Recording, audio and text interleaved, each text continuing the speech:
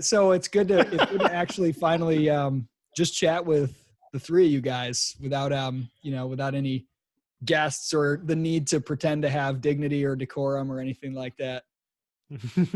I know we've talked a lot about BSV recently, but what the hell is going on with BCH? Steve, Derek, you might it's be such bad timing to do a numpty show like this because the past 3 days BCH has fallen apart again. And it's like, I feel like I still am the guy trying to defend BCH, but it's becoming awfully hard. Well, I've seen both you and Derek on Twitter kind of like commenting on what's happening with BCH. And I gave up following it after the first IFP thing and was just like, screw it. But I need to know. Give me an update. I have my BCH t-shirt on. I'm really upset because I thought we were going to do the episode next week, and I had ordered a bunch of tiny violins for us to all play. I have them shipped to all of your houses so we can play tiny violins on this episode the whole time. But I guess we'll have to do another episode about that. Yeah, I mean, for me, it's just the predictable consequence of their refusal to deal with obvious problems that has been increasing since the last, really almost a year now. And what's interesting to me is what's happening now, I think is an obvious, setup by the ABC team where they deliberately proposed something that they knew would be totally insane, which was a very controversial change to the difficulty adjustment algorithm.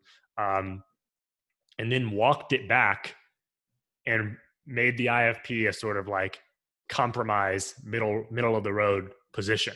That's a classic. They failed to push it through the first time. Yeah, it's a classic like, hey, Dad, can I have the car keys? No, of course not. Okay, can I have a beer? It's like, exactly. Well, okay, so there was a scheduled fork because they have them scheduled every 6 months, right? Like a scheduled upgrade hard fork.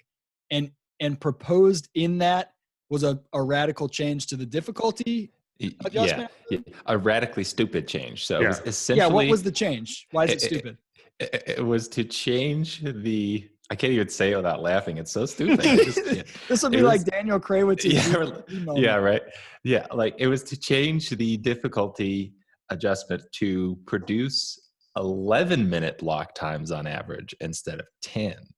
And what is the reason for that? Well, because when BCH, over the few years since BCH has existed, more blocks have been produced than predicted. And so they want to correct for historical drift. So if we were producing on average 10-minute blocks, we would have X Bitcoin BCH in existence. But since we've gone ahead of schedule, now we have to change the block time to go a little bit behind schedule to even things out. Why does the schedule matter? Whose schedule? So there's a million fundamental questions that are not answered at all. Like, who cares at all about whether or not the amount of BCH currently is a little bit ahead of schedule? Like, nobody cares. Is that change? Is there some party for whom that's desirable? 11-minute blocks? Not really. No, I mean, miners get like 12% less income because they have to wait, a little bit. It's a little bit more than 11-minute blocks under the difficulty adjustment. So it's like, there's no reason for this. Nobody had discussed it. I've never heard one person ever seriously entertain increasing the block time. I've heard people talk about decreasing the block time. Interesting case can be made, but they're saying, and they didn't say, this is what we're proposing. They said, this is what we're going to be doing. We're going to be making. It's funny. Yeah. I've often said that one of the main things that I felt was problematic with, first BTC and then BCH development community was this idea of like a solution in search of a problem. But this takes it to a whole new level. Like, you can't even make up a problem. Well, so I think Derek is correct that all this was just bullshit from the beginning. They knew it wasn't going to go through and they used it as a negotiation tactic. But if you try to, I don't even know what the benefit of the doubt is. Like, if you give them the benefit of the doubt, you just think they're stupid and they actually wanted to put through this proposal. I'm not sure what the nicer position is to do, but the fact is they put in this change. They said this was going to be mandatory. It would have effectively split the network if it went through. Nobody asked for it. Nobody debated it. And now they took it out to try to say, okay, well, we're not going to do that, but we're going to put the IFP back in. It's so ham-fisted. Like it's absolutely cheesy. And I made a tweet about it. It's like Omri read The Art of the Deal once. Yeah. And he thinks, oh, I'm going to pull off this dastardly scheme. Nobody know. Look how reasonable I am. I propose something ridiculous, and then now I'm being moderate, getting what I want. Dastardly really is like a perfect word for the whole thing. What's going to happen? I saw somebody tweeting. I saw a tweet shared in the shitcoin.com newsletter. And I don't know if it was a serious tweet. Someone's like, I'm creating my own fork called Bitcoin Cat because cats are warm and friendly and non-threatening. And then Daniel Kravitz responded, I have a cat and it's not non-threatening. Well, that was Hypo Yang. And he proposed today. What was it? It was to Steve, do you remember what was he proposed something crazy? Yeah. And I don't know if he's being sarcastic. I honestly don't know either. So he proposed. So he said, if we get rid of the UTXOs of coins that have not moved since the fork, I'm not sure which fork he's talking about, then we can essentially pay for a doubling of the block reward and funding infrastructure development without raising the max block cap or the amount of total, the coin cap. So if we steal a bunch of coins. Well, that's the thing. What the hell do you mean get rid of the UTXOs? It sure seems like the plain reading is if we take people's coins that haven't moved since the fork, we can double the block reward. Isn't that what everyone accused Craig of wanting to do? Right. And it's like, so I'm writing this book, right? And in here, I've got this little section on miner incentives. And I make a point to say how silly of an argument it is to imagine that the miners are going to confiscate people's money. And here's this miner proposing it. I know. Steve, are you writing a book right now that tries to build on your previous work now that BTC got all screwed up and claim that maybe BCH is really taking things in a better direction, and while you're trying to write it, they keep making it harder and harder to write? That would be one way of putting it. So it's just it's a continuation. If people were learning about Bitcoin, they want to know what happened to Bitcoin. The history hasn't changed by this. It is definitely taking a more favorable slant towards BCH, but they sure are making that difficult. And like to what you said earlier, Isaac, it reminds me, these devs, it reminds me of some of Thomas Sowell's work, where he talks about like the vision of the anointed, that they want to just bring their abstract pictures into reality, even if they're terrible. I wonder if the 11-minute block time thing is pure aesthetics. It's Omri sitting there and he's like, you know what? I think that historical drift is a problem. In my vision of the world, we would have exactly this many BCH in existence.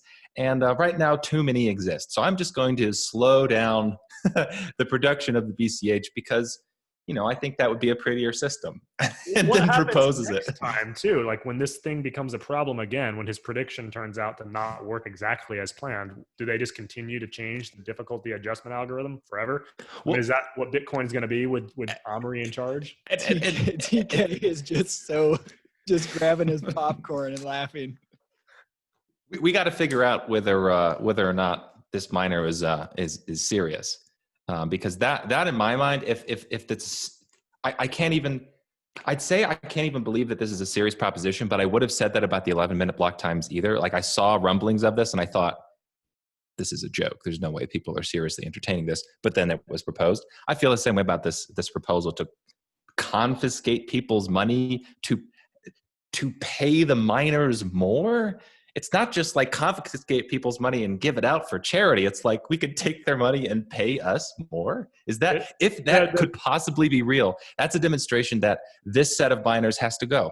They're not competent enough entrepreneurs. So you got Amari trying to take the miners' money to pay, developers. You got the miners trying to take users' money and pay themselves. Like it's like a giant rent-seeking party. Like, hey, the protocol is up for grabs. And whoever gets to tweak it gets to get a lot of money. So let's keep fighting over how we want to tweak it and who gets to benefit. And that's, I posted that in a tweet about BCH. Like, I just kind of feel like this has all the wrong incentives. It's rent seeking. And somebody's like, what are you talking about rent seeking? How do you mean rent seeking? It's the opposite. It's presenting that. And I'm like, you can't have like a protocol level change every 6 months where everything's on the table without having rent seeking, because these things have huge payoffs potentially.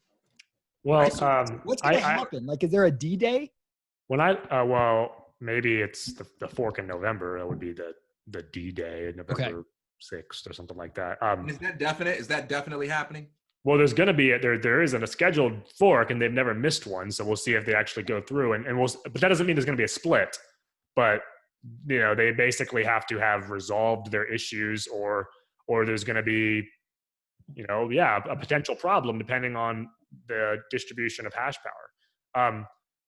When I look at Bitcoin Cash now, I think what Isaac said is spot on. I feel like there are two camps. There's like these idealists who are sort of stupid in believing that all they need to do is remove Omri and this problem's going to go away forever. Like, Omri is obviously a big problem and ABC is a problem, but I think that they are naive in thinking that if they just get rid of one bad guy, it's all over, right? Because Craig's gone now. They said, oh, all we need to do is get rid of him and BSV.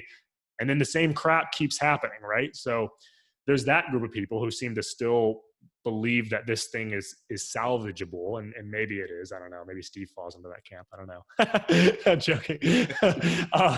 And then there's the other group, which is the ABC group and maybe some other people who see this as like a race to just grab resources and just take as much as possible from the sinking ship is how I see it. I think they've decided that this is just, we're just gonna take as much as possible and make it last as long as possible. And I don't care if this succeeds or not. It's a gravy train if we can make it work for a while. And that's what I think is going on with these people. I mean, that's hard to resist given, you can see how many people set up complete scam ICOs or whatever else and like made a ton of money. And Richard Hart had like advertisements all over New York City the other day, apparently, for X. I mean, well, look, given all this craziness, the things you guys just told me are being proposed and happening on BCH, and I haven't heard anything about new apps or new things. Maybe they're going on. I'm just not paying attention. But the market is still rewarding BCH. It's still going up. And so it's like there's no incentive to be less insane because the market doesn't seem to punish insanity at all right now. Yeah, and I, in the short run, it's hard to make any kind of predictions. I mean, it could be that it makes the price pump because people want to be in before the split. If a split happens, then they get both coins. That is something we've seen before. Yeah. Which in the long run is ridiculous. But the way I'm looking at it is this is a year too late. Omri was definitely a problem a year ago, but people were foolishly rallying behind him. Remember, some of the people who are his most vocal critics literally wrote long articles trying to say we need one reference implementation. The main implementation should be Bitcoin ABC because Omri is a great leader, like a great technical mind. And now they've switched, so that's a big problem. But the way I'm looking at it is, like, I think BCH is not going to compete on the peer-to-peer electronic cash for the world front. I think that is over. I think the ground has been ceded to BSV. So a split in the short run is kind of devastating, but I think in the long run, it's probably going to be necessary to preserve a more libertarian, like a privacy coin. I think the future, I think BCH's future, because who are the real people left? The people are Roger Ver. Well, yeah, it's the people that you got. Like Derek said, it's the rent seekers on one side. Their coin is just going to be there's not really going to be a lot of value created there. On the other side, you have some idealists which have some good ideas, and BCH is unique enough tech to be Bitcoin plus some interesting privacy things. I think they're going to have some success in that niche. It's just going to be, it's not going to be I don't think it's going to be one of the main coins anymore. You're going to have one rent-seeking coin, one that's like a Monero or something. And then I think that the ground's just been ceded to BSV at this point. So I did not actually watch the discussion yet. but I read the open letter from Dave Mullen-Muir, Jackson Lasky, the guys at Unbounded Capital who we had on here. Their open letter to Roger Ver about kind of making the libertarian anarcho-capitalist case for BSV over BCH. And I think it's worth reading. I think you should check it out. I think it's pretty interesting. I've been meaning to watch the video, but I think to me it comes down to, like, they made a lot of arguments, some of which I think are pretty strong, some of which are not as strong to me. But it comes down to, is it even possible to have Bitcoin be a privacy coin? And I think what Craig has been saying in a not a sort of a confusing and not very diplomatic way at times is, no, Bitcoin can't be. It can't be anonymous. And anything you do to try to enhance its anonymity features basically breaks all the other things about it. And that's, to me, that's sort of an open question. If a privacy coin use case is what you really want, which I think is a phenomenal use case, I'm all for that use case. I'm not somebody who thinks that should be shut down like some of these sort of law and order types. But the question is, can that be done on Bitcoin, or is it better? Is there some other form of crypto that's better at that? Like, can you do that on Bitcoin without breaking it and making it just inferior at all? And the closer you can get, like, sort of approaching privacy, right? I guess what you can do is raise the cost of figuring out who sent a transaction. And the more costly you can get, the closer to privacy it is. Maybe it can never get all the way. Maybe it can get closer. There's some interesting questions that the Unbounded guys said about BSV, for example, given the transaction costs are quite a bit lower than BCH, and it's only really relevant if you're doing tons and tons of transactions. It would actually be easier to, let's say, split a transaction into 1,000 different transactions and raise the cost of figuring out where it came from than it would be on BCH, because the difference between 1/100th of a cent and, a 20th of a cent actually matters when you get to that level. And, like, there's just some interesting questions. If the privacy coin is what you want to be, I say embrace it and go for it. But then that raises the question, is Bitcoin the protocol to start with if you really want privacy? And if yes, you'd have to prove to me what you would do that would be a superior way of achieving privacy than you could do on a ultra cheap, massively scaled, massively used Bitcoin like BSV. Those are open questions to me.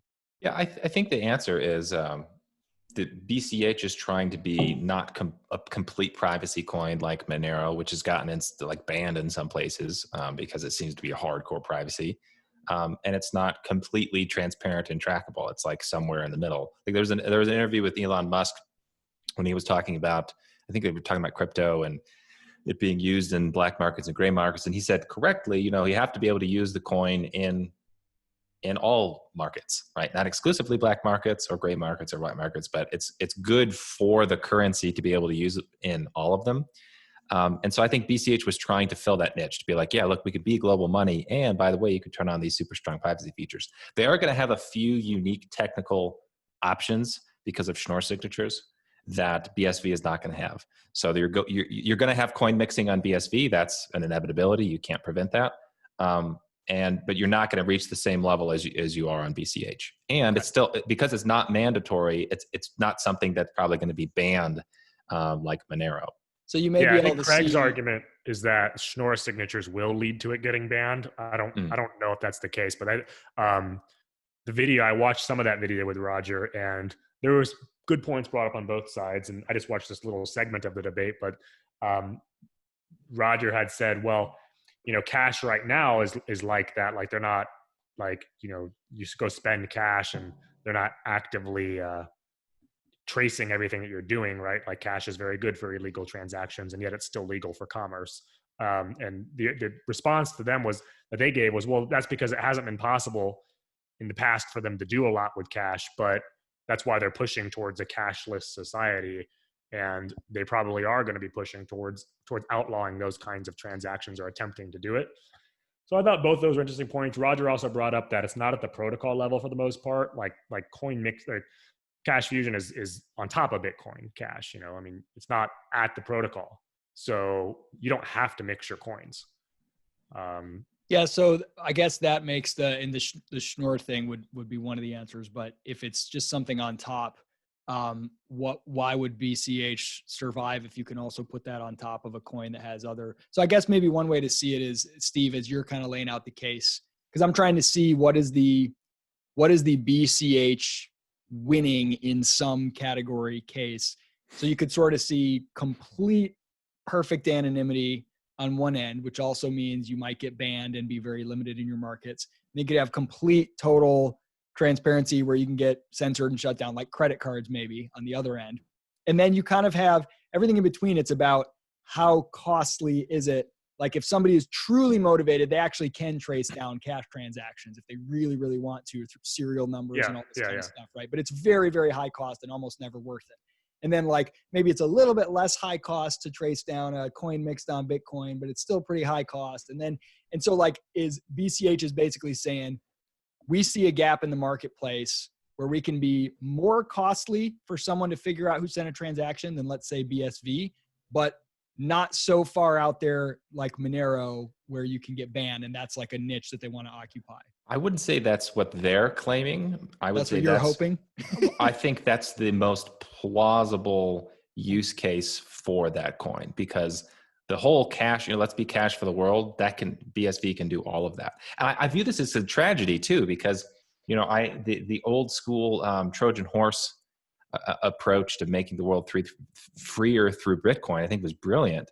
And if you're competing between BCH and BSV, I do think BCH was going to be more libertarian friendly. So if we were able, or more privacy enhancing or freedom enhancing. So if we were able to win that fight between BCH and BSV and not be absolutely ridiculous and incompetent all the time, then maybe we could have been that Trojan horse. But now I think the one that has the best shot of actually being global money is BSV, and it's just not going to be quite as freedom friendly. And I think that's a real loss. Yeah, I kind of wonder if those people who are really, really into freedom and cypherpunk tendencies or whatever, long term, is it more likely that they kind of take something like BSV, let's say it does achieve wider adoption, and they just sort of apply their own tech on top of it? And even if the big wigs in BSV leadership say, we don't like that kind of use, they can't stop it? Or is it more likely that they're going to go with BCH or a totally different coin, Yeah. Well, there's an interesting question too for people who are really interested in freedom here, which is, what is better? Is it better just to have a small cap niche coin for privacy? That's just why it exists, and why you're using it is because of privacy? Or is it better to have the one international currency that is not as private, but it pushes things in the right direction? I think it's an open question. What is a better strategy for, do you want the average person to have access to those privacy features, or are you trying to reach the hardcore people that really need that privacy? Yeah, it feels to me like it definitely, the more you get towards privacy niche, the more bannable you are. I mean, that's like, nobody used $1,000 bills. Very, very rarely were they used for anything except for illegal activities. So they just banned them, right? So if you have a coin that's pretty much only used for illegal activities, it's just it's a target. And, you could say there's technological ways that it can't ever be permanently banned, but you can drive it pretty damn far underground and dramatically reduce the extent to which it expands freedom at all. But then again, if you're like, oh, it's all about transparency, whatever, like we've talked before, you can see how a totally trackable BSV MetaNet world could also be like a creepy panopticon with social credit scores, Yeah. Well, I think with coin mixing or shuffle, I mean, as I understand it now, like, you can tell that coins have been shuffled, right? I mean, so you may not be able to tell exactly who it was, but you can tell that those coins were shuffled. So, it could be a problem in the future with companies being, not allowed to accept shuffled coins. Like, it's a possibility, but I feel like the scale can probably prevent that, because it's scale and time. If you go but BCH is not scaling and never will. Well, no, I agree. I'm imagining for BSV, I'm saying coin mixing is going to be a thing because you can't prevent it technically. And hopefully, if we can reach enough scale and usage, and it'd be around long enough where some coins in their history are just going to be mixed and it's no big deal. It's like that's just the nature of the coin. That would be ideal, in my opinion. Well, that's what I think. It may be a better approach to go for the mass legal market first before going for the dark market, and you get enough scale and there's a sort of social protection against people doing crazy stuff with the money. And so, people may not, if enough people are receiving in the future transactions in Bitcoin and some of those coins happen to be shuffled, people just may not tolerate seizure of those coins. Okay, so here's an analogy. Maybe this isn't a good analogy, but it just came to me. So you imagine a country where like nobody owns a gun at all, and nobody hunts or does anything with guns, right? Like pretty much most of the world outside of the U.S. and you're like, I'm going to introduce guns, and I'm going to come on the scene, and I'm going to start selling guns to basically, criminals or people who want to use them for whatever. And then I'm going to get a market established through that. And then over time, I'm going to have every citizen holding a gun so they can defend themselves from their governments or whatever else, or from other criminals. Now compare that strategy to, now again, this is an end game where we're already there, but we're in the US, millions of people own guns for non-criminal purposes, and the vast majority of gun owners just use them for hunting or sport. And no matter how many criminals use them, government so far has not been able to ban gun ownership because there's just a widespread user base that's non-criminal. Whereas if you started, hey, we're going to introduce guns to this country and we're going to start by selling it to criminals, like it's just very hard to imagine that exploding into a wide market before it gets shut down, Yeah. Has there ever been a money historical widespread money that began as a sort of criminal money, or a money that was used by the outlaws of society? Tide detergent. Yeah, I was gonna say like cigarettes and detergents and things, but they never break beyond the. No. I mean, if you go into the story, right, the history of Tide detergent is that it was a guy specifically looking to make criminal money, and he was like, "Oh, by the way, it has this additional use that you can clean your clothes." Really? Oh, I didn't know that. I thought that it just total bullshit. I thought okay. I was like, how that can't be true, Steve. I thought, God, Steve, you're so deadpan. You completely got me. I was like, what? Yeah, I was trying to think. Like maybe there are some markets, and it's never achieved super wide, but like those prepaid cell phone cards, like they kind of started as like a drug dealer thing, and then like when I was in Kenya years ago, people would use those as like a secondary form of currency, but it never went very widespread. Yeah, it's a good question. But the one thing, TK, I'd love to hear you on this. Because like, I get excited about what Bitcoin can do, and I think BSV is the one that's most likely to do it. But there's this little part of me that keeps having this check that like more and more I'm like, boy, I really like cash. And I don't want to lose cash as like governments get creepier and creepier in my mind. It's like digital money just seemed like everything awesome until recently. I'm like, yeah, but it's also kind of creepy. I want untraceable cash as well. Like, not like I'm doing any drug deals or whatever else, but like there's just something about a world where everything goes there that's disturbing to me. So I'm curious to you, like when you have your utopian visions of a world built on BSV, do you at all get like creeped out about the disappearance of anonymous transactions? Yeah, so I always like to think with curiosity about the extremely negative and the extremely positive scenarios for anything that I want to happen in the world. And I think it's fun to think about that for BSV. And I think it's honest to think about that for BSV. I think one interesting thought experiment would be to ask, like, suppose that some kind of surveillance trade-off, we'll call it, is a necessary component of having a scalable peer-to-peer cash. If that were the case, is there a way for those of us who love freedom to be able to use that or encourage a use of that can make society more free? So for instance, when I think of freedom, there are like two extremes. One extreme would be to strip my enemies of their power to, maybe be able to monitor, trace, or control my activities. The other extreme would be to create a system in which I have as much power as my enemy to do all the things to them that they do to me. So I have not stripped them of any power, but I have designed a system to where if there's something that they can watch me doing, I can also watch them doing.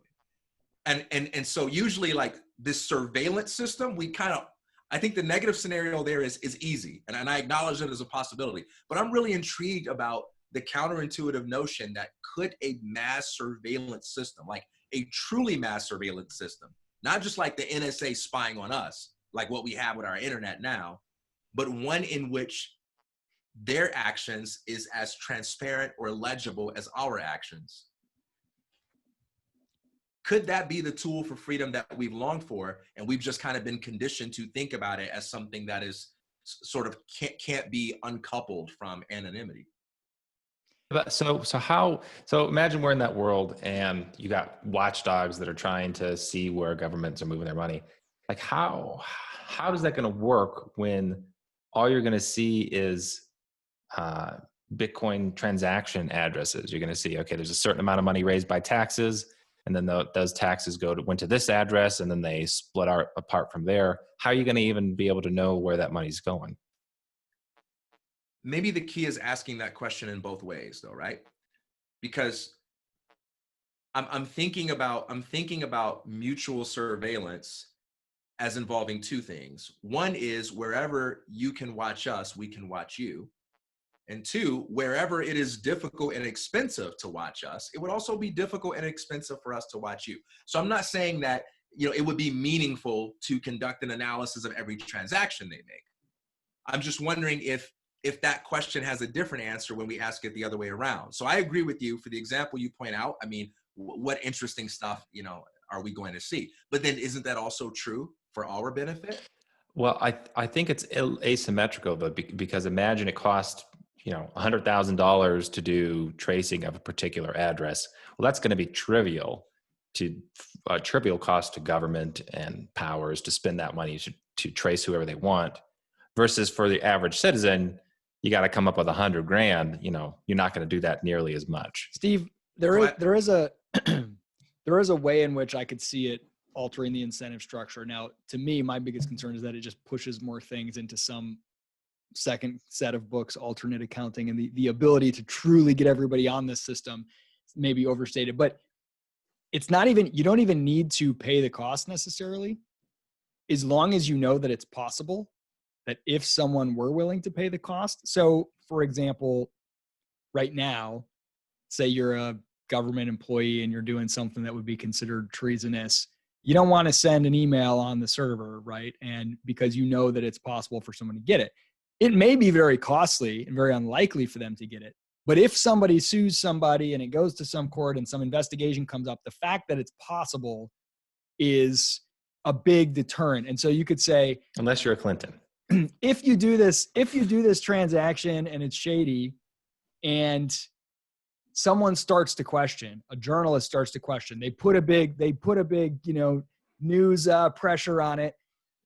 The fact that someone could say, you know what, holy shit, well, there's an easy way to find out if these accusations are true. We just need to put together a fund of $100,000, and you either get some competing politician to say, I'm putting together an investigative panel with taxpayer money, or you get some watchdog organization, whatever.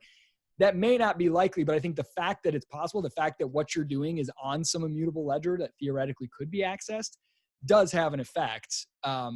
Just to me, it's like how likely is it that you keep everyone on that ledger? Yeah. But it's an interesting point though, TK, like the surveillance state thing cutting both ways. I remember way back when cameras started to be mounted everywhere, especially in England, for government surveillance. And a lot of libertarians were, really worried about this and rightfully so. And then I remember sort of a counter argument. There was a debate actually with Jeff Tucker and Albert Liu that I moderated one time about whether technology is a net benefit for freedom or not. And, okay, yeah, but camera technology exponentially increasing is also amazing at restraining power. Like look at the Arab Spring or, footage of police brutality that was never available before. And now when cops walk up, they want to see if you're videotaping them first, and everybody's standing around with a camera, which they know they could be accountable. And, you kind of have this, and I've even, I used to joke with a friend about like a not dystopian, but like utopian, but written as if it was dystopian novel about politicians constantly in dread because they were under constant surveillance from the public and held accountable to them. And it was terrifying. So there's definitely something to that.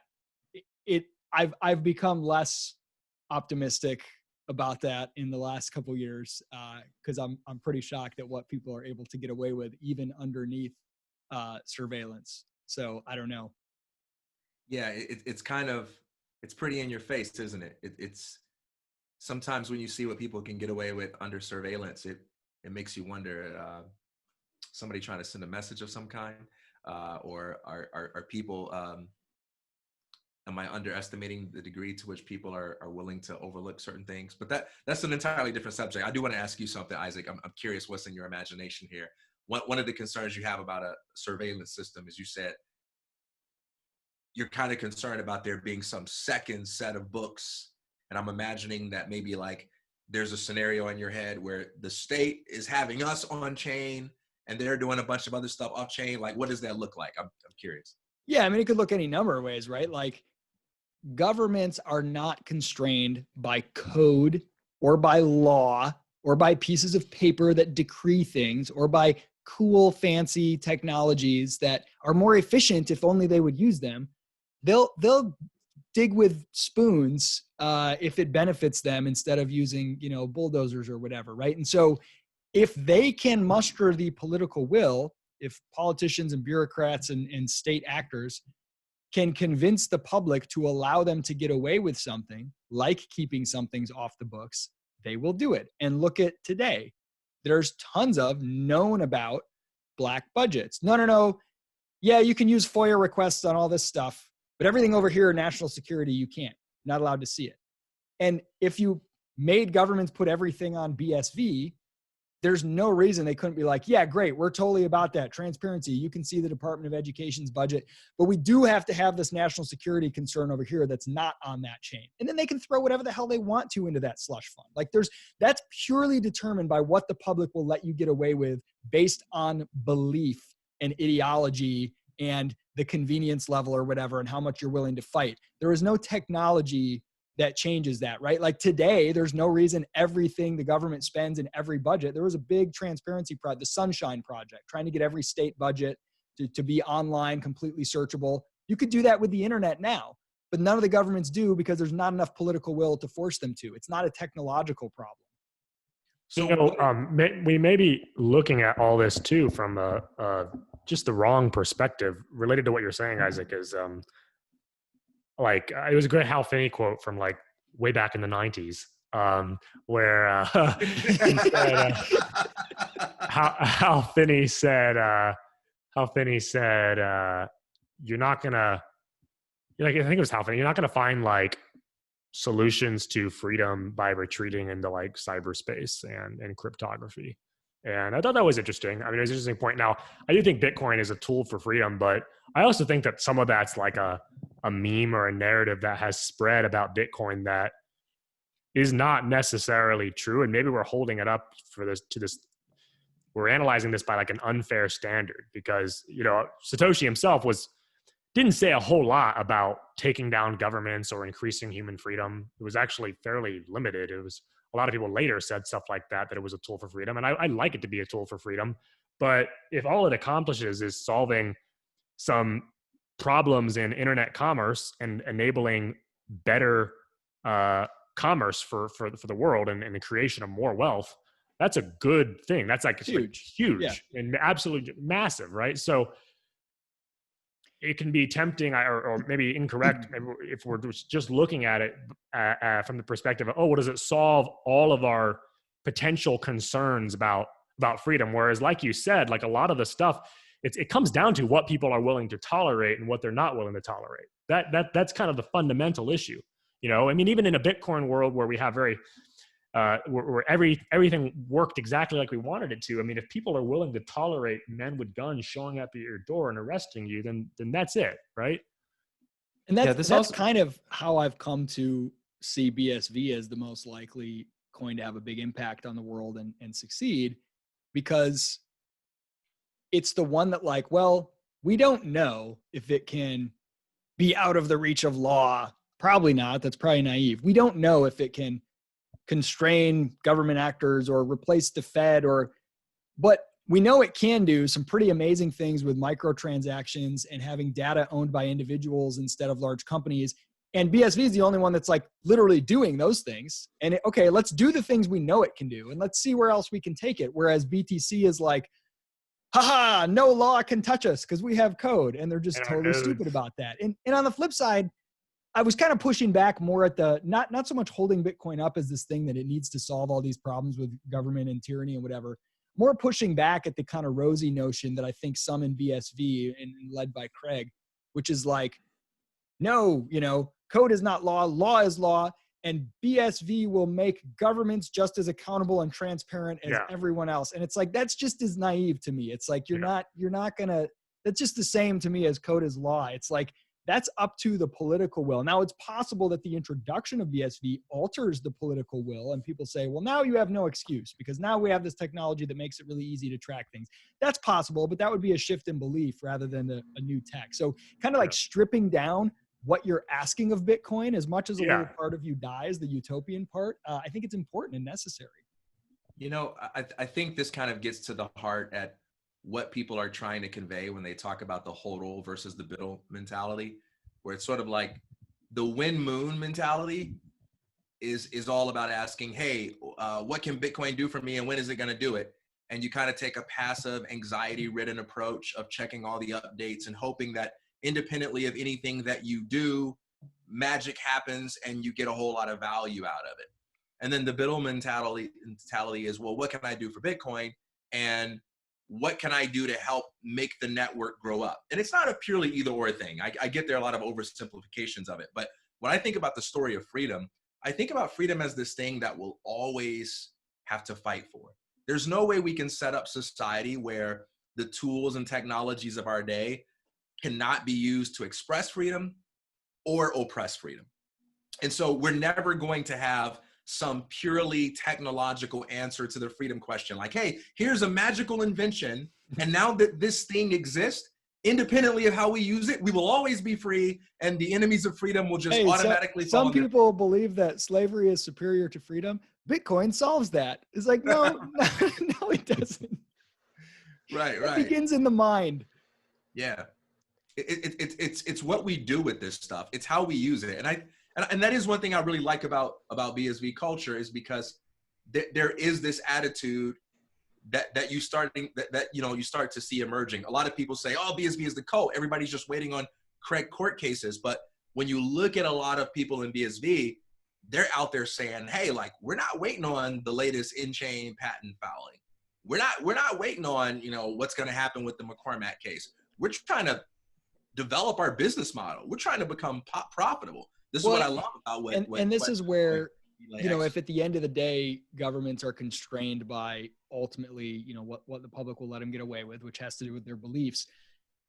This is where I think beliefs are shaped so much by experiences and not just by direct arguments. And so letting people experience a new type of freedom that benefits their life is more likely to result in them fighting for it and resisting government takeover than just arguing with them and trying to convince them of ideological purity. And this is where I think BSV has a little magic going that very few people realize. Like, yeah, you could say it's just silly. You go, like, you click on a tweet and you get 4 cents or whatever, but there's something about experiencing a slightly different kind of internet user experience, experiencing instant microtransactions, playing around and like having a taste of a different way of exchanging digitally, that I think has more potential in many ways to alter people's beliefs towards at least individual empowerment and freedom in a broader sense than just arguing with them, like, hide in your bunker with your Bitcoin and your copy of the Bitcoin standard and then like governments won't be able to hurt you, you know?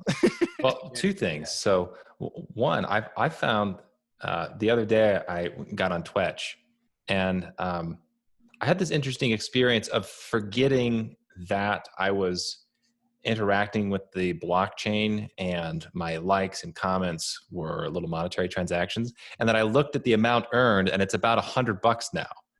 And I was like, whoa, that's kind of a mind blow as well, that this is all operating in the background as it should. And it is monetary transactions as it probably should be. There is value being exchanged. And without even thinking about it or trying to make money from a social media platform, I made $100. Like that's pretty powerful itself. But the other thing I wanted to say is this might be the case for coin pluralism. Like the dystopian stories of Bitcoin they become darker and darker when there is literally one chain to rule them all.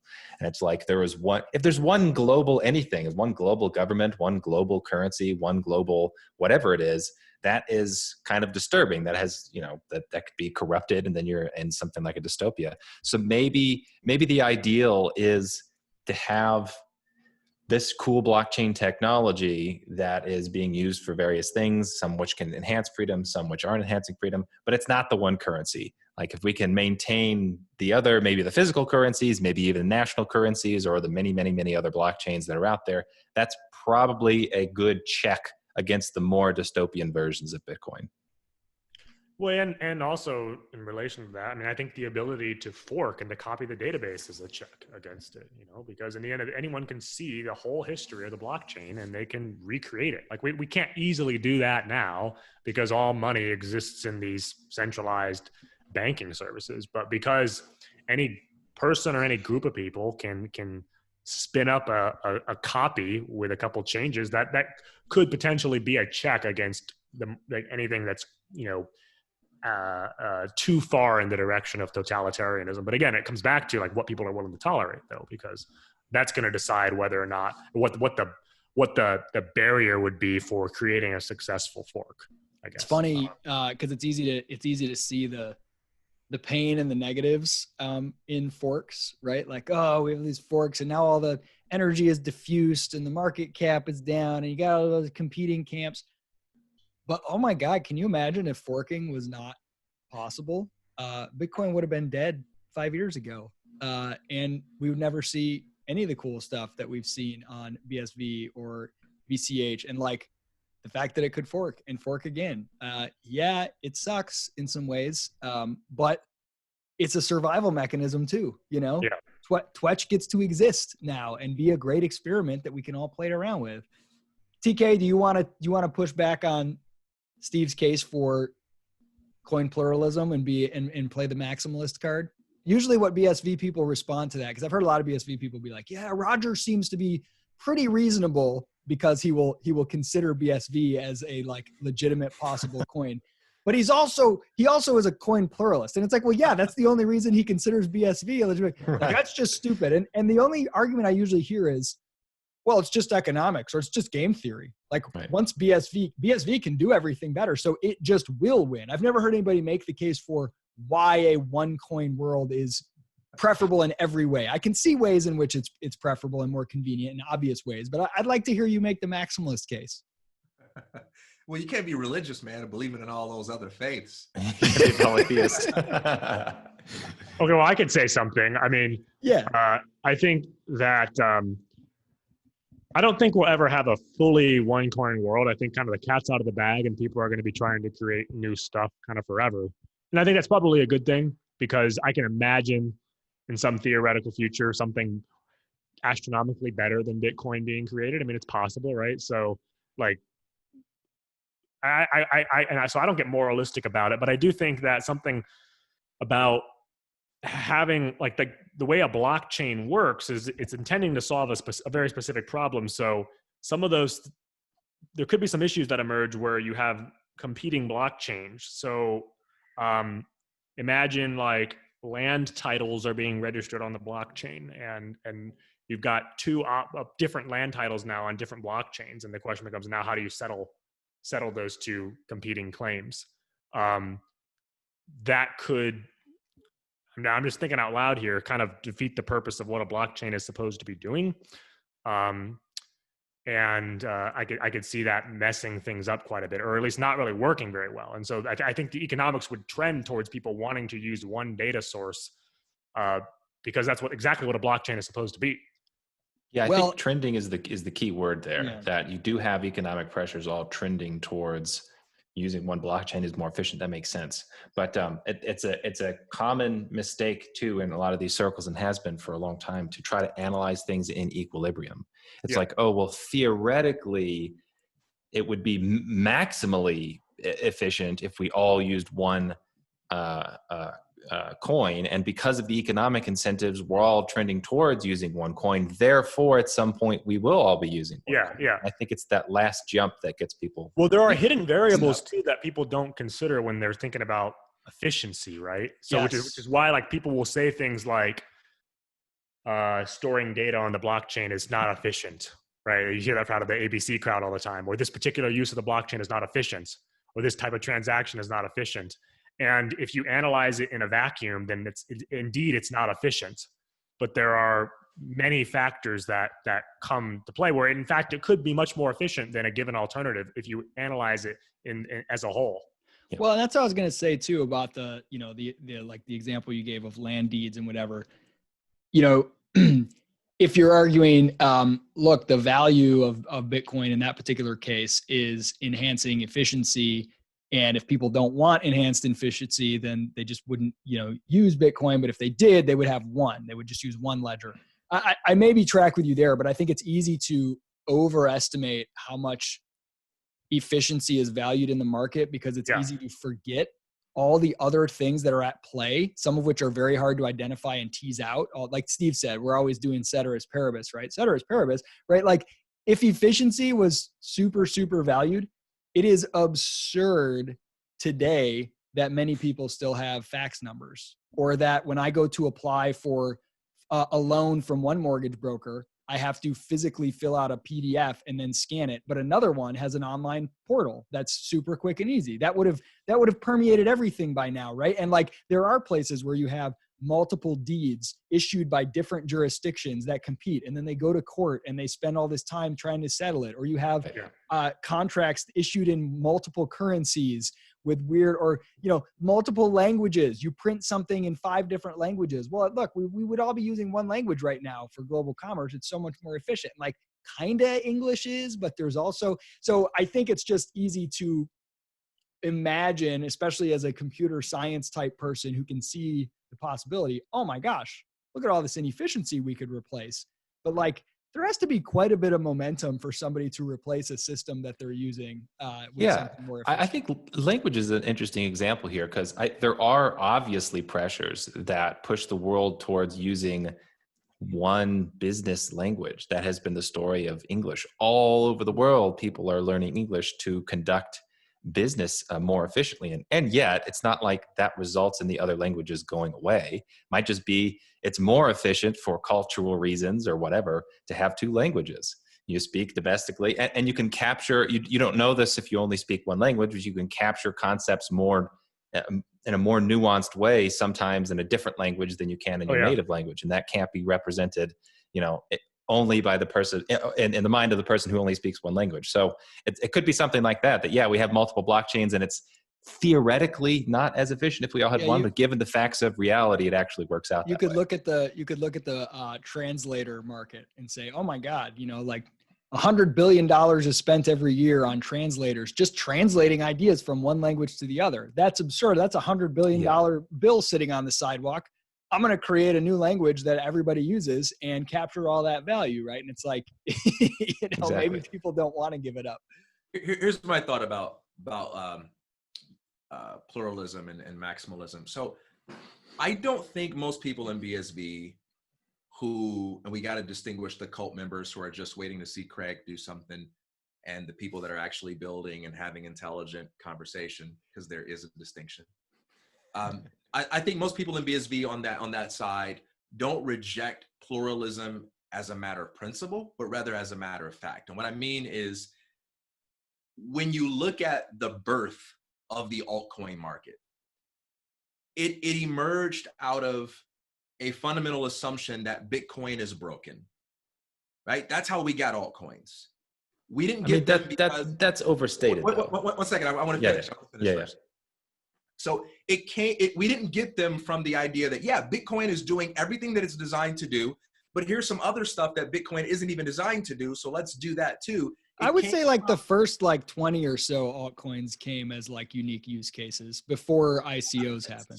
So Namecoin was an example of this. Yeah, there were a few, but the shitcoin, I'll use shitcoin. The shitcoin market that we now see is entirely based on the presupposition that Bitcoin has a scaling problem.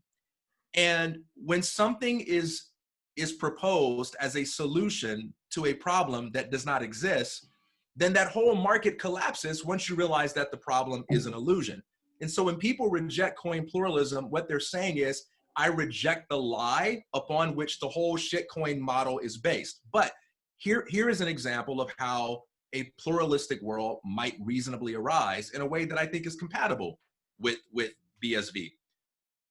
If the truth about what Bitcoin can solve is acknowledged and Bitcoin is working effectively, then we have the opportunity to look at a number of real world problems that Bitcoin just isn't designed to solve. Bitcoin doesn't literally do everything, right?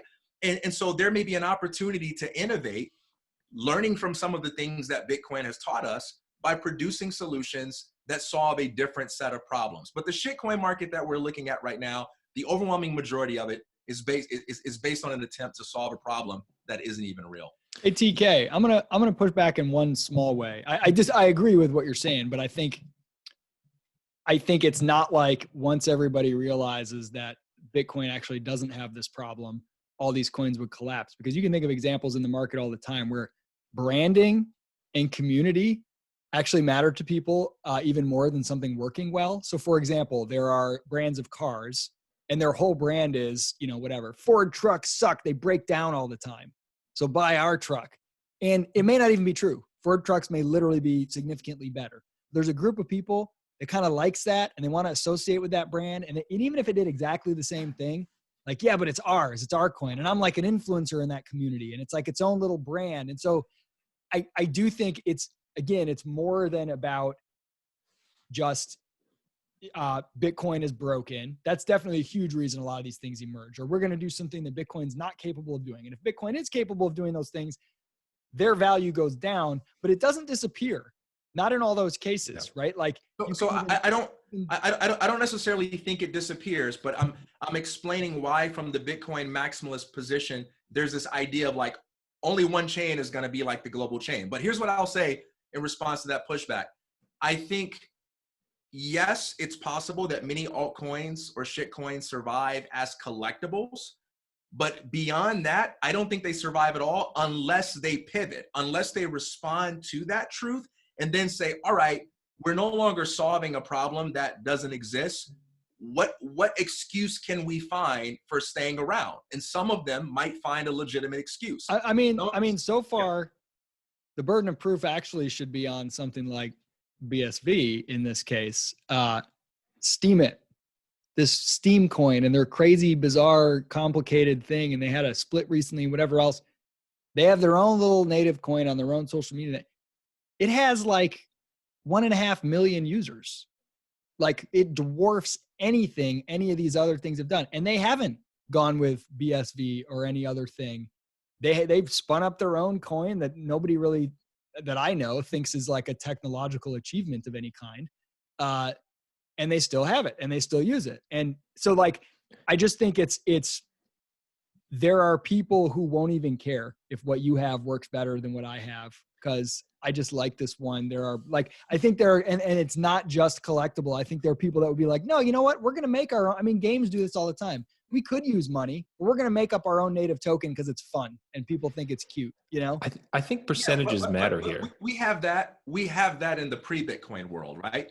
We have tokens and things along those lines that exist for like cultural reasons and so forth. And those things will always exist. But I do accept that the burden of proof is on Bitcoin SV. Like, I don't look at the Steemit example as a contradiction to Bitcoin maximalism. I look at it as a realistic, honest assessment of where we are right now. BSV has not won, right? Like, BSV is not the winner. Like, I believe that BSV will win, but there's a lot of work that needs to be done in order for it to establish itself as the global chain. That battle is far from over. I think percentages matter here. When we're talking about the size of the future cryptocurrency market and all the activity that's going to be taking place, I mean, it's going to be trillions and trillions and trillions, hundreds of trillions eventually. So I think if you're talking, 80% of cryptocurrency commerce is going to take place on one chain, is that maximalism? I mean, if that's maximalism, I would consider myself a maximalist. I think that makes sense. But if you have 20% of a multiple $100 trillion industry that's not on the chain, that's still a pluralistic world where all kinds of things, even if they're inefficient or their use case or privacy cases, you still have a big enough choice where that's a significant market. I think that's in my estimation, that's where I think that's where we're eventually going to lead. For economic reasons, you're going to have more centralization on one coin, but you're never probably going to pass that 80-90% mark. Yeah, I think that's I see no reason to be dogmatically dismissive of that. Would you consider that a pluralistic perspective, or is that still maximalism? Like, let's say 80%. I just rather say, if that's what you mean by pluralistic perspective, I don't find that to be problematic. You're a minimal maximalist, Steve. Yeah, I like that. Yeah, I think the best argument for the kind of maximalist perspective on BSV isn't a dogmatic theoretical one about how only one chain can ever exist and it's the best, blah blah. But it's more of a, like, that's all cool. I just don't see another coin that's interesting yet that I think is better. If I do, I'll be excited about it. But until then, I just don't really see, anything exciting about it. And that's what I find in most people in BSV are just kind of like, this is just the only one that excites me. And so far it can do all the things that I'm hoping that it can do. But I do have a hard time imagining, like you said, cats out of the bag. I mean, I think a good analogy is gold, honestly. Like, gold's been around for a really, really long time. The attributes that make it valuable. I don't know. You could probably find objectively that like palladium or platinum or something else may be superior. Who knows? But like, gold's the king in its use case, and then silver, and then there's a handful of other things that have emerged, and new things will come. And gold may die off someday as the main commodity fallback, but. And there's some metallurgists out there that are like, palladium is so much better. If you look at the atomic elements, there's this electron and this electron, and they're in their bunker. Like, no, just wait, palladium. Are you kidding? Have you seen the boiling point of gold? This is absurd. They have a French accent. Man, I feel like there's a bunch of things that I've been wanting to ask you guys about for a long time, and we've had either we haven't met or we've had guests, and now they're all slipping my mind. Hey, we can talk about gold. Like, if it's interesting to you guys, do you think in a Bitcoin future that gold would become irrelevant, or would it have some kind of role? Non-crypto pluralism. Derek is hoarding gold. I know he's bullish. Yeah, I've been hoarding metal for a long time now, and I see no reason to like get rid of it right now. In fact, it's been a good return so far.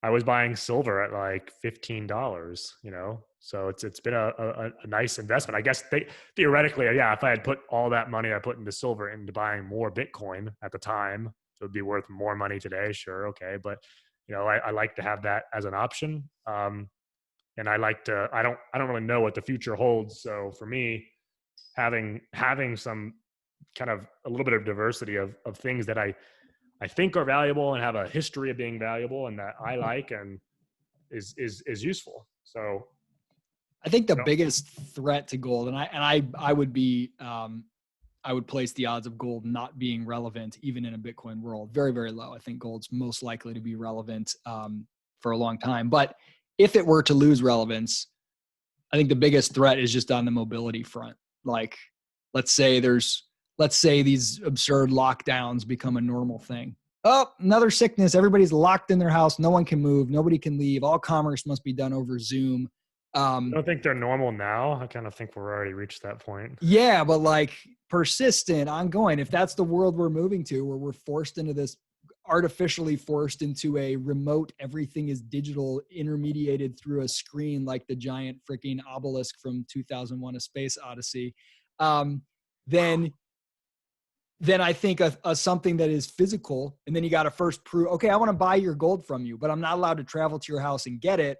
So you got to like show me a certificate that I really own it and it's physically in your, like, then it becomes much less, if you want to try to travel before you're forced to lock down and cross a border and you have gold. So the more mobility is restricted, I think that is a potential threat to gold, but I see that as like maybe the one outlier in, otherwise I see gold as not under any immediate threat of being less valuable. I mean, long term, I mean, if Bitcoin's able to prove itself as a really good hedge against the US dollar, and there are problems with the US dollar, one threat to gold I could see would be gold bugs just watching that. And, they've been skeptical of Bitcoin for a long time, but as Bitcoin continues to improve and harden and become more and more valuable, them actually selling gold to join Bitcoin. We're just waiting for the Peter Schiff flippening. Yeah, I mean that could happen at some point. Like if Bitcoin continued to prove itself against the U.S. dollar, I mean, I could imagine some of them saying, "Okay, I'm gonna leave," and that might have an effect on the value. I just think gold's an altcoin. That's the way to think about it. Gold's an altcoin. I think that's the way to think about it. Well, it's not going anywhere. It's an altcoin whose use case is more mobile than BTC. Yeah. With a better track record. Yeah. Oh, so one thing about gold too, I mean, the thing that we haven't, considered yet, when we're assuming Bitcoin is successful, and I really hope it is. I'm still skeptical that a project can't be hijacked. I mean, BSV is so new, and there's all this great rhetoric around locking the protocol down and whatever, but who the hell knows what's going to happen if something got serious traction? I mean, considering what we think or what we know happened to Bitcoin and what we think also happened to Bitcoin, maybe what happened to maybe Bitcoin Cash now and what continues to happen. It may be the case that this never really works and that gold is the best we've got, barring like asteroid mining that brings gold in and inflates. Yeah, there are no developers in gold. That is a strong. That's actually like the strongest selling point is no developers, right? It's true though. Like when you think about it, I got this thing. It's like Bitcoin, but without the tech geeks. Oh my God, sign me up. Yeah, I mean that's true though. I mean, if the human factor involved is always a threat, and we've seen it continues to happen just over and over and over again. I think back to my book, What's the Big Deal About Bitcoin? There's a section in there where it talks about the incentives. It's just a few paragraphs long, and I look back and I cringe because it's like, oh well, obviously each party involved in the Bitcoin ecosystem has the correct incentives to cooperate with each other, where the developers aren't going to try to break the technology. The miners want to make sure the technology is used well and responsibly. And now I'm looking back and I'm like, oh, that's true in the abstract. That has not been true in the concrete. You remember, I think it's Eric Voorhees on his Twitter bio. It says, Bitcoin is programmable gold. Or maybe it says programmable money, but the more time has passed, the more I'm like, shit, if we could get rid of that programmable part. True. So, gold could also be a hedge against developer capture or something like that in a future Bitcoin. I mean, I wonder what it's going to look like at scale. I mean, ideally, there's not some developer board that exists to manage the difficulty adjustment algorithm and all that other crap. I mean, but that's a possibility that the government literally appoints like representatives to manage the chain. I mean, that's a scary. The blockchain development committee, meets every 2 years and makes their big proclamations of which protocol changes get accepted, and everybody lobbies and rent seeks. It's basically BCH. We have that right now. Yeah. Yeah, there's a good quote by Mike Hearn. I wish I could find it real fast. I probably won't be able to do it. I think it was his AMA where he just talks about like, I expected the miners to do one thing and to be intelligent, and they weren't. Yeah, and, it turns out self-interest is a lot more complicated than it appears on the outside. Look, I think this is a real weakness of a lot of free market explanations. Like free market economics is so powerful for explaining the world, but there are strains of it which overstate how quickly the abstract is realized into the concrete. That people say, oh, well, they wouldn't do that because the incentives are such that X, Y, and Z, it's disincentivized. Yeah, okay, that might be true, but that also implies a certain amount of wisdom and knowledge of the businessman and the entrepreneur making those decisions. I never could have imagined. I don't know if this miner is serious about confiscating people's money to pay the miners more, but I would have appealed to market theory and business theory and say this kind of action would not actually happen in the real world because it's so obvious that's not how the incentives line up. And yet, here we are. It's funny. I mean, I'm probably the biggest advocate for rational choice theory in the world, and I'm still doggedly committed to that. If you just properly define it, it literally explains everything, and I still believe that. But properly define it is the key, right? You have to define self-interest totally subjectively, and to the point where many people say it becomes tautological and gives you no explanatory power. I still think it does, but here's what I was getting at. I think it's Camus has a quote about there's only really one true philosophical problem, and that's suicide. Yeah. And I think you could say economic problem. There's only one real problem for economic theory, and that's suicide. Because if you're like self-interest, people are self-interested. Well, their self-interest can include money and fame and blah, blah, blah. And then sometimes they kill themselves. Right. And like, I think there's a rational choice way in which you could probably come up with an explanation, but for all the models that assume different actors are going to act in a way to maximize their self-interest, how do you explain someone killing themselves in your model where they're supposed to act in their self-interest? Like, yeah, you could say that's in their self-interest, but you weren't thinking that when you set up your model, right? You were thinking they were going to take some action to make their life better, not end it. And so like, just the fact that the unpredictable way in which people will interpret, because of things like cognitive biases and belief systems and whatever, the ways that they will interpret their own self-interest will baffle you sometimes. You'll be like, how could you not do this thing that is so obviously manifestly good for you that you would enjoy? And they don't, Yeah, I think the suicide one is easy. I think that's just, the cessation of suffering is seen as being in your self-interest. And so and who accounts for that in an economic model, right? Yeah, right. Well, so while we're talking about economic theory, this line of reasoning makes me think of the efficient market hypothesis, which is like my least favorite economic theory of all time. I'm embarrassed when I read people talking about it, but it's like this has this presupposition that like information is somehow evenly distributed throughout society, which is preposterous. But like an example, I was talking to my wife Julia about this, about some of the ways in which market defenders can overstate the outcomes of markets. And they're like, for example, so we talk about the crappy employer in some rural city, right? You got Walmart's employing most of the people, and the CEO is just a total dickhead. Well, not the CEO, but the store manager, whatever, is a complete dickhead. He's taking advantage of people. He's like using his power to harm them in some way and exploit them. And so free market people go, but you see, all of those employees then will go elsewhere. They'll take their employment elsewhere. And so it's not in the incentive of the store manager to act this way because he's going to lose money to competing businessmen who are going to take his employees away. Okay, true in theory. Very important to understand those incentives in theory. In practice, in actual rural places, there are cities that only have one employer, that there is no other person there that the employees can turn to get a job. They themselves are not entrepreneurial. They themselves are actually really suffering in that market system. Now, compared to the alternatives, it's still probably best, but to overstate it and be like, oh no, that kind of thing doesn't happen or immediately corrects itself just isn't true at all. I mean, I think the proper argument is always compared to what, and I think a free market unequivocally is superior to any of the alternatives, but I think it's important to recognize like there is always a ton of wiggle room, and people will tolerate a lot more shit than you think, whether it's because they literally don't have any other options or they don't think they have any other options. Like, okay, well, why don't you just move away from that town, right?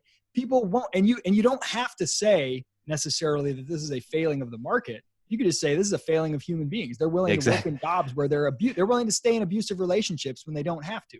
frankly. Yeah. And like I think that's a free market at least yeah. allows them the option to exit, Yeah. but it doesn't mean they're going to take it, right? If you have a free market, don't expect to see everybody happy in their job, because some people will accept being in a job that treats them like shit, even if they have the choice. Yeah, I like that. I think the problem is perhaps an overstatement of the quality of humans, or the level of humans, and like the entrepreneurial fire and spirit to go and actually improve the world. I think it's overstated, and the implicit assumption is like, oh, these things resolve themselves really quickly, and they just don't.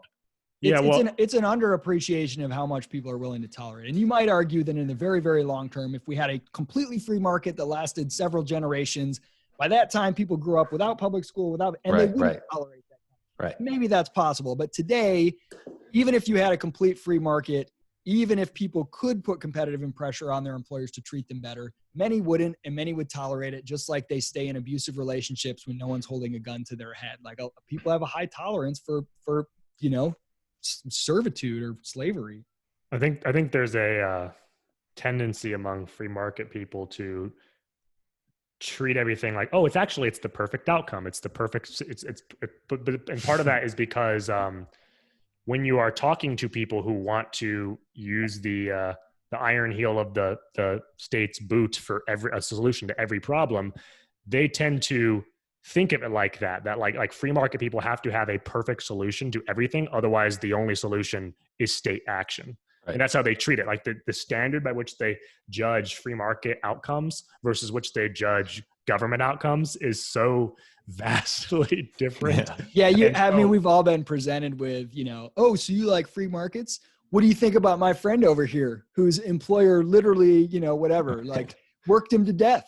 And they put you in a position where you feel like you're supposed to defend that and be like, oh, well, that's just perfectly part of the market. Where it's a long run. Actually, it's his fault. Yeah, right. Like why would I defend that? That's super shitty, It's okay for the world not to be perfect. And it's okay to say that human beings are fallible and they don't always act in their self-interest. They don't always know what their self-interest is. Like, and so, I want to read this quote from Mike Hearn, because this is great. Derek, sometimes I secretly suspect that you actually are Mike Hearn. Well, that's an interesting theory. We'll talk about that one day. Derek's like, look. Now you sound like Adam. Derek's Adam. Exactly, yeah. Why you might misunderstand. Isaac, look, it'd be crazy for you to not think that, but it's not me. Okay. So he said, the most critical problem for cryptocurrency in general is that Bitcoin's design rests on 3 assumptions that have been invalidated. And I'm curious how this will apply to our understanding of like BSV now too, because it's interesting. 1, the price of currency will be proportional to utility. 2, miners are economically rational actors who will maximize utility because they want to maximize the price. 3, the other participants in the system are also economically rational and will evaluate decisions based on what's best for the long term. In fact, price went up even as the utility of the system collapsed due to any utility signal being swamped by speculative capital, and miners turned out to be economically irrational. Their primary desire was to follow orders, not to maximize their long-term returns. I spent significant amount of time trying to persuade miners to raise the block size limit, and they refused to do so because they were terrified of doing anything that would be perceived as disobedience to authority. It's a brilliant quote that's necessary reading. There's just one mistake I really don't like that he makes. First of all, I like the term maximize. The mistake is to say that the only rational economic action is long-term profit maximization. That's not true. Well, he used the word economic, though, as a qualifier. Well, he made it sound, and the way I heard that, it was like, oh, miners are not rational economic actors because they weren't trying to maximize their long-term profits. Oh, you're saying that the long-term, short-term trade. Yes, yeah, you can absolutely have a successful short-term strategy. If you don't have that long time horizon, they did an excellent job in whatever. Even if I disagree with it, they did an excellent job maximizing their short-term returns, and I don't think you can say that was irrational. Yeah, that's often I think that's often where a lot of error comes and misjudging what the outcome is going to be, even if you confine your description of rationality. Because again, I would argue that you can literally explain everything through rational action if you define rational broadly, but economically rational, you can say, well, these people are going to behave in this way it all depends on the time horizon. I mean, this is kind of what we Yeah. got into the Daniel Krawitz on Boost POW. Like, okay, given a long enough time horizon, everyone will eventually want to, but like, how long are we talking here, right? I mean, John Maynard Keynes famously said, in the long run, we're all dead. And we often like mock him for being this short-term destructive guy. But like, there's a point there that's, you can expect people, even if you expect them to be economically rational more so than for emotional reasons, what time horizon do they have? Are they just looking to make money and get, I mean, you see this in startups all the time, right? Like in VCs want to invest in somebody who's really greedy for money, but who's really greedy for money in a 10-year period. They don't want the guy who's like, I don't want to get rich until 50 years from now, or the guy that's like, I want to get rich in 1 year. They want the guy who's trying to build something in the next 5 to 10 years because that's their time frame when they want an exit. And that time horizon is really different for different types of people. Yeah, I mean, miners did well. I don't know how you could look at this scenario and say like, oh, they didn't do well. They did fantastic. They made a crap ton of money. You can make it counterfactual. You could say they would have done better. Well, exactly. Yeah, I mean, exactly. compared to what is an interesting question. Right? I think that's a totally valid line of reasoning. But to say that the system is like flawed because we had particular entrepreneurs who were miners that had a shorter time horizon than he did, I think that's a bit of a stretch. Also, too, people's susceptibility to bad ideas doesn't negate the goodness of the system, right? It's possible to have a good set of incentives, but for people to be deceived about what those incentives are, for people to be misled.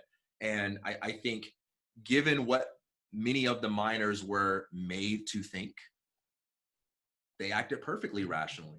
Derek, I wish you wouldn't have asked what do Mike's words imply for BSV, because I don't like to think about it. It depresses me when I think about it, but I'll put it this way. From where I'm sitting, BTC is dead and Mike was right to walk away from it. BCH is now dead and I was right to walk away from it to the extent that I was involved. I'm not like I got to be careful because Vin Armani will accuse me of I'm not a developer. I don't own a business built on BCH, so I'm not allowed. Your family doesn't depend Your on. skin is not enough in the game, sufficiently in the game. And now the question is, will the same thing happen to BSV? I hope not. I don't think it has yet. I don't see currently any like points where I'm like, I better keep my eye on that little brouhaha. It might turn into something bad, but it's young, it's new. Maybe it's the honeymoon phase. It could happen. And if it happened to BSV, I kind of feel like third time's the charm. I'd be like, okay, Mike Hearn really, really was right. There wasn't just tweaks that needed to be made. So here's a way in which the mere existence of BTC might be very good for BSV. Because BTC in the market has the perception of being king, and it has this huge price that's not based on utility, BSV is kind of forced to compete according to the right set of incentives, the original incentives, right? It's kind of forced by that superior BTC price to incentivize miners to focus on transaction volume.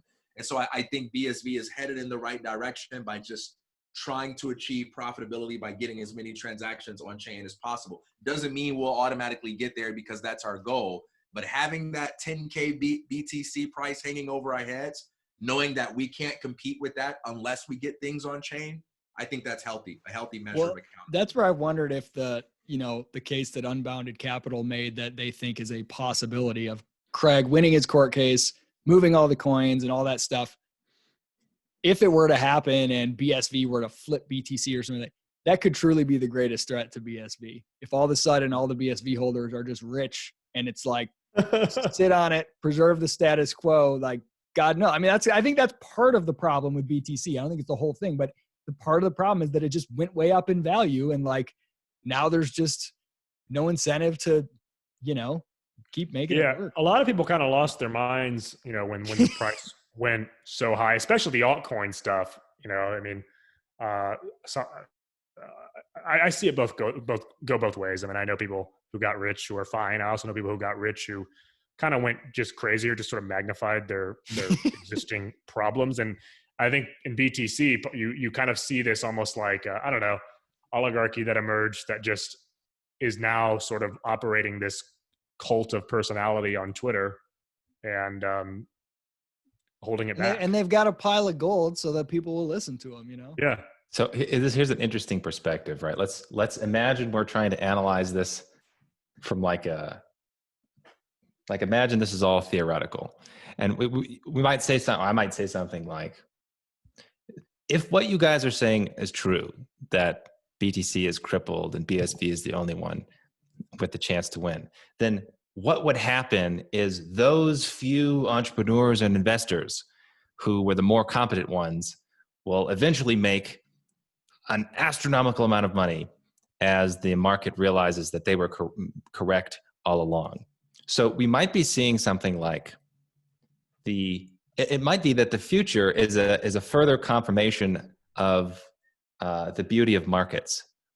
That it's either the case that like Bikern was right, maybe this whole system is failed, or maybe the system is working, markets are working, and competent blockchain technology is held on just by the skin of its teeth. It was delayed 10 years. There was a handful of minds that got into it, and go figure, those are the ones that got the 1,000x, 10,000x returns. Like maybe we're living in that story.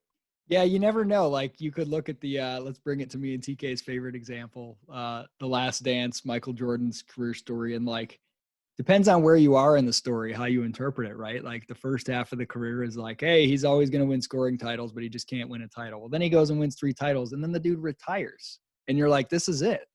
The story's over. What a shame, right? And he comes back, doesn't win the title the half of the year he's there, and it doesn't look as good. And then rips off 3 more titles. And we can look back and say, oh my gosh, 6 titles, greatest ever, undisputed. This is such a great story.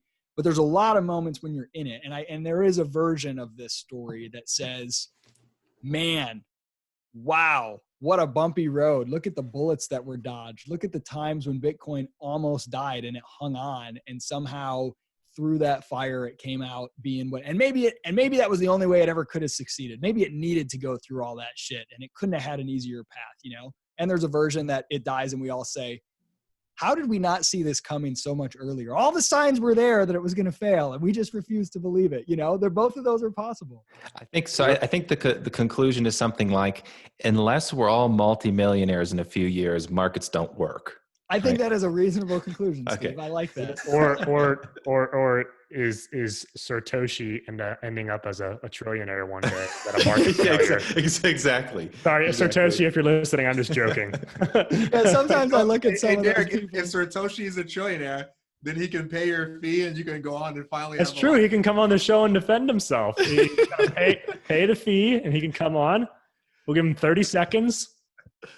I love it. Hey guys, this was a ton of fun. Good to have just the crew back again and diving into the weeds. Any final words you guys want to throw out there? It's good to be among proper villains again. Well, like I said, I'm just, you just got to imagine me playing my small violin. If you're watching this and you're part of the Bitcoin Cash community, just imagine that I am playing a small violin. It is hard. Like it is really hard to not insist on rubbing it in everybody's face that we told you so, and you absolute dickheads. All of the attacks and stuff by these people who are now saying, you're saying that you are going to rise above and you are not. I'm not going to do that. I have deleted so many tweets that I almost sent to people like, I am Uname and other assholes. I wanted to start doing these. Patterson just gave a Stephen A. Smith. I'm not gonna. Yep. I'm not gonna say all the I'm not gonna stoop to that level. But they really. If I were a lesser person, I would say they demonstrated their stupidity, and to see that I was right and they were wrong all along. It doesn't even please me because I'm at that level. It's not at all gratifying. You got no. But you can understand. Gratifying, but it just hurts. Other people, pleased. Exactly. I was going to do Streamanity exclusive with these, but we got to get more Bitcoin Cash people to watch this one, so I'm going to have to YouTube it as well. Well, we're banned from all the Bitcoin Cash channels. I know, and it's the same people. The same people that were like, "You guys are BSV shields. None of this is happening." The same people are now being like, "I'm totally done with ABC." They tried to take over the project. It's like, guys, oh my gosh. I know. It's so tempting. Yeah, I guess Yeah. we can post it Well, and see. If I we would can say get banned. just put it on Streamanity because I kind of enjoyed. I didn't know you were going to put my I don't know hash cash thing or hand Yeah, cash. I put in. Yeah, they got the revenue share fixed, so I literally just put in your hand because you never respond to my messages. I'll just throw you under the bus there. So I was like, you know what? I'm just gonna see if it works with hand cash. So I put in your hand cash thing, and then the revenue whenever somebody got the video, it just split it 4 ways. Yeah, it was great because I was getting like 45 cents, every hour for like 4 or 5 days. It was great. Yeah, we're So. rich. We're good. You know what? Soon we'll have enough skin in the game to speak our minds. You know what I mean? My kids will eat. Hey guys, we'll talk to you next time. Bye, guys. See ya.